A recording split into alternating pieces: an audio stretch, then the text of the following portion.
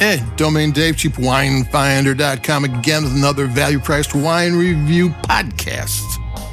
We write up all the essential things on the cheapwinefinder.com website. There's hundreds and hundreds and hundreds of wines on there.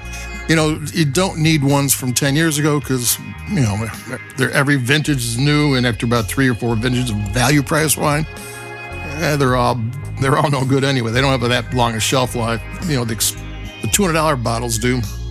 $10 wines don't. So what we have today is a kind of a different Trader Joe's wine. $9.99 is the price. It's the Barbanera inBianco Sangiovese White 2024. Barbanera is a family-owned wine company from Tuscany. Been there since 1938, I believe. They're a big company, family-owned. They have different. They have holdings in different areas, but this is Tuscany, where Sangiovese is from. Chianti. I'm gonna take a sip of this one.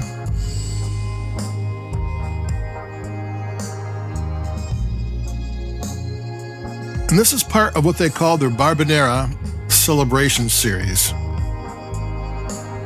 where they take wines that harken back to their early days and make a new wine. You know, a wine they might have made in not in the 40s, 1950 or something.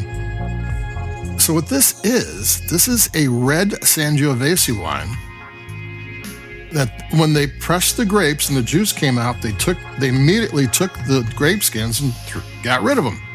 Fertilizer, whatever, don't know.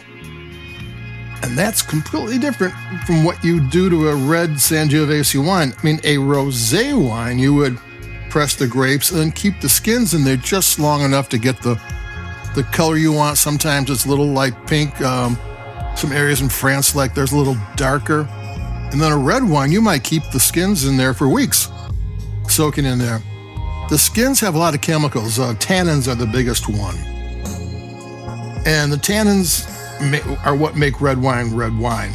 And then often red wine also gets oak treatment, and so there's a lot going on, and you need a more complicated, more intense grape to stand up to everything that's going on. Rosé, you know, a little bit harder. It doesn't really have tannins. They don't really keep the skins in, but this one is no skin contact whatsoever. I don't know if it's kind of like White Zinfandel was in the 70s. I'm not sure. I never had one of those. But this is the flip side. This is a red Sangiovese grape made as a white wine. And now we're going to sip it again and talk about it.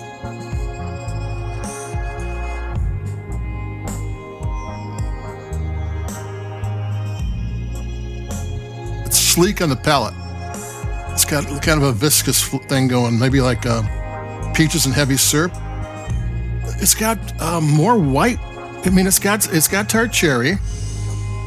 It's got nectarine, tangerine, some spice, dried pineapple. I mean, those are not, the cherry maybe, but those are not flavors that you would necessarily say are in a Sangiovese or a Chianti wine. But they're here. It's got good acidity. I mean, this is a wine that would work as a food wine, and it sips really fine too. I mean, it's got a little bit of an edge to it where it would stand up to pork. I mean, as long as it's not barbecue pork or something like that, but a pork chop. I mean, if you're looking for a white wine, I mean, it might do that.